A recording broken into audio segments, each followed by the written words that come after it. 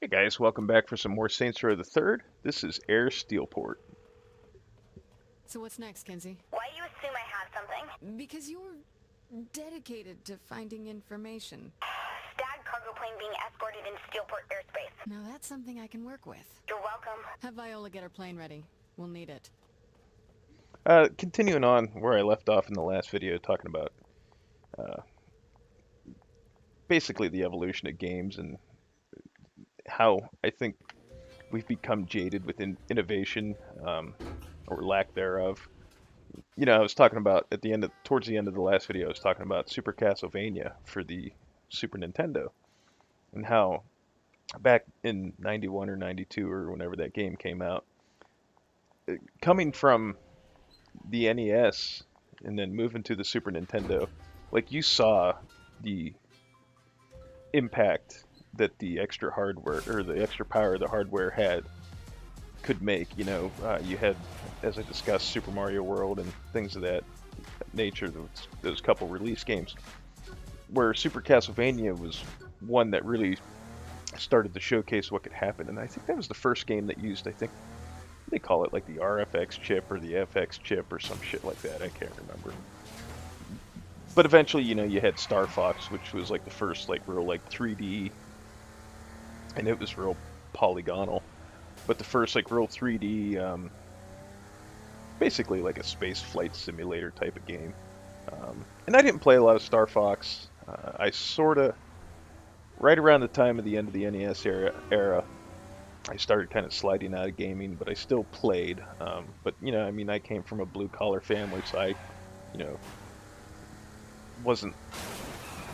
I didn't have everything, and there's nothing wrong with that. I'm not like complaining or anything like that. I'm just saying. But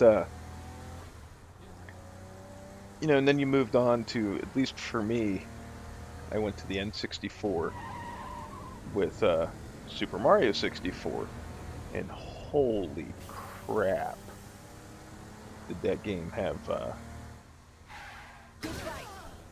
some. I mean, that game at that time, there was nothing like it that I remember ever experiencing. Being able to run around in any direction, you had the backflips, the butt stomps, the Bowser fights where you had to grab him by his tail and spin him around. And I remember when I seen the controller and I was like, this what? You know, how? I don't even grasp the concept of how this controller works. But then once you got it in your hands, it actually felt pretty good. But this is kind of where I left gaming. I ended up I started to play guitar, and then, you know, the N64 was kind of a dud, to be honest. And there were some really good games for it, but I mean, most of the stuff that I liked ended up going to the PlayStation and, um, or at the time, the Sega Saturn and things like that. So you didn't have, basically, you had kind of the same problem that Nintendo has now. Most of the things you were playing were first-party games. But I came back around when I was working at a garage, and this guy brought in an N64, and by this point it was, oh my god, I would have been 22, 23, so I hadn't really been doing a whole lot of, I might have been younger, I might have been 21, but so I hadn't really done a whole lot of gaming at that point. But he had the Ocarina of Time, and I remember asking him if I could take the N64 home and play it, and he was like, "Yeah, I don't care." And maybe, I don't know if it's because I hadn't played games in so long, or I'm sure most likely would have had the same impact on me if I would have played it when it first came out. But the Ocarina of Time was so fucking epic to me that I could not stop playing it. The first time I played the game, I beat the game, I think, in probably 2 sittings. And my frustrations with the water temple aside, that game was phenomenal, and I loved it. And I ended up going out. I found an N64 for like $10.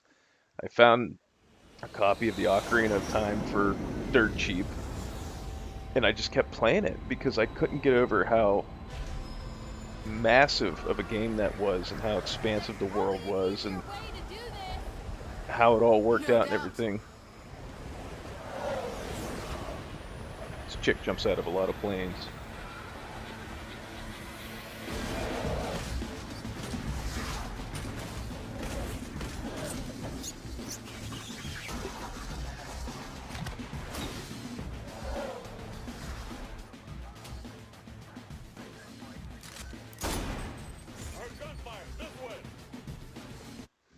And for a game like that to be able to impress me at 21 years old, that was saying something, because by that point the PlayStation 2 was out and the Xbox was out, and like I remember my friend showing me Halo and stuff, and I'm like, yeah, you know. But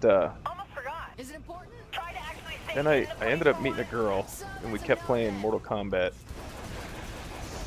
Not Deadly Alliance, what was the one after that? Deception. And I got hooked back into that because I was a big Mortal Kombat fan, and I liked Deception. And she bought me a PlayStation 2 for Christmas. It was a Slim, so that's how late into the console's life that was. With the flip open tray and everything, you know.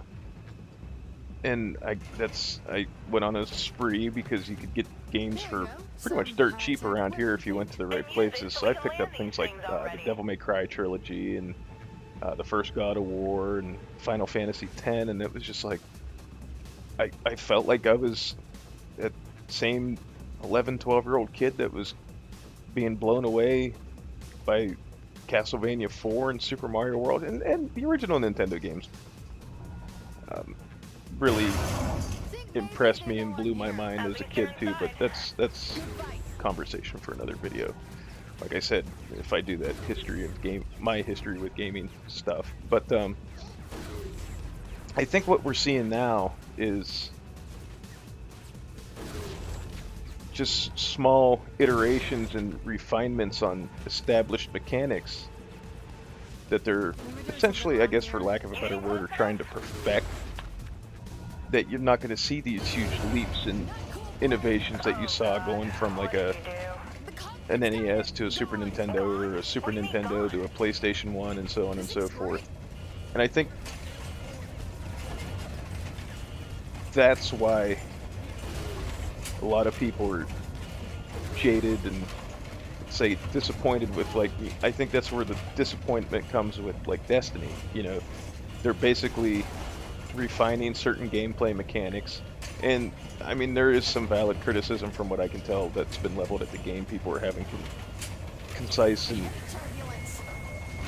well thought out arguments about the pros and cons of the game, but I think some of the stuff that is getting thrown at that game is unfair.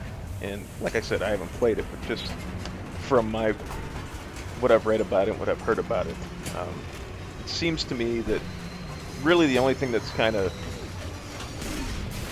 a valid criticism of the negatives is it's kind of grindy, and I can just say without even playing it, I don't think I like how the loot system works. But I think for the most part they just refined the mechanics that they had established for themselves with the Halo series, and further perfected their shooting and their combat mechanics, and went from there. And maybe some of the other stuff suffered for various reasons, but who knows. And I think not every game I play has to be groundbreakingly amazing and fresh and new and innovative, I guess you could say.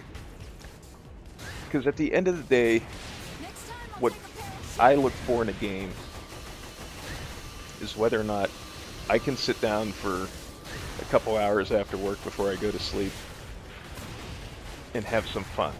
And that's why I play games like Saints Row the Third or Borderlands or whatever, you know. And you know, a lot of people, I mean, I personally love Diablo 3.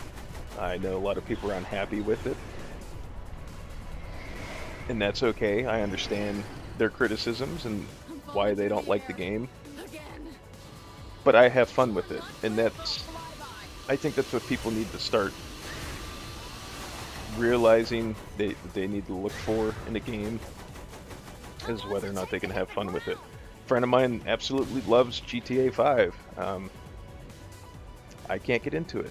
And I'm not saying there's anything wrong with GTA 5. I'm not judging the quality of the game based on whether or not I can play it. It's just not a game for me. He says it's because it's not family friendly, because there are days when I have my 7-year-old, and obviously I'm not going to play GTA 5 in front of him. But even when he's not here, I just don't sit here and think, man, I want to throw GTA and run around and play it. I gave it an honest shot, and I just can't get into it. But on the same side of the coin, though, or on the opposite side of the coin, I guess you could say, he didn't like, and a lot of people didn't like, Final Fantasy 13. And yes, the game had a complete mess of a story. Some of the characters were annoying or underdeveloped or didn't need to be in the game. Like, I hated Hope. I didn't particularly like Snow as characters. But I liked the combat in that game. I really enjoyed the combat in that game, to the point that I finished it, and I tried playing 13 too, but I couldn't get into it. But I did like Lightning Returns because I really enjoyed the combat in Lightning Returns. Again, the story was a disheveled mess, but I had fun with it, and that's what matters to me, is being able to sit down and have fun with it. And the combat was solid enough and interesting enough to me that I was able to do that.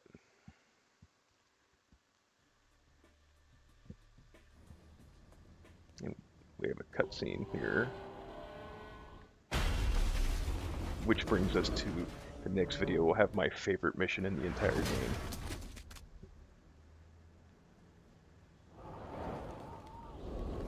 Sort of favorite mission.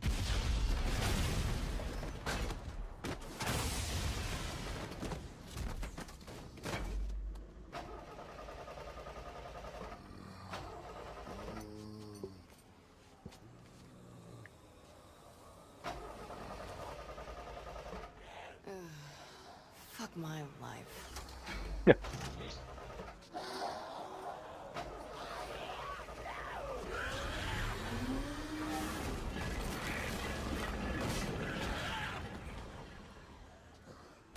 Alright guys, like always, I want to thank you all for watching, and we'll see you in the next video. Alright, have a good one guys.